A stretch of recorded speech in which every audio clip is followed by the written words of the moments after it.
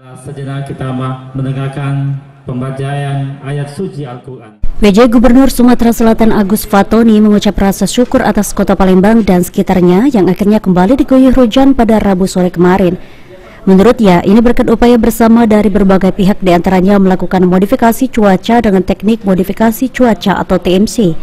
Agus Fatoni menghimbau pada masyarakat Sumatera Selatan teruslah sholat istisqa. Jadi bisa kita dorong terus supaya masalah karhutlah ini harapannya bisa segera kita atasi.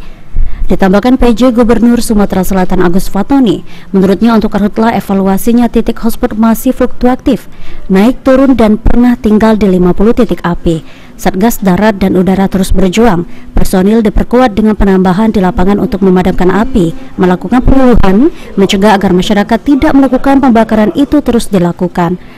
Saat ini memang masih berlangsung kegiatan TMC yang bertujuan memonitor potensi hujan di Sumatera Selatan untuk dimodifikasi, sehingga peluang turunnya semakin besar atau intensitasnya semakin tinggi.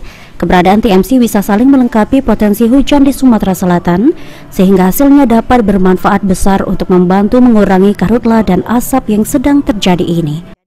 Dan kami beserta seluruh komponen yang ada, TNI, Polri, pemerintah daerah, masyarakat, sampai desa, itu bersama-sama mengatasi ini. Banyak yang sudah kita lakukan, dan saya juga berharap semuanya juga sering melakukan sholat istisqa yang seperti kita lakukan pada waktu hari Jumat yang lalu serempak di seluruh Sumsel, dan nanti hari Jumat juga Bu Rektor juga akan melakukan itu. Mari terus ini kita lakukan, sholat ini, doa-doa ini. Aji Delia, PAL TV.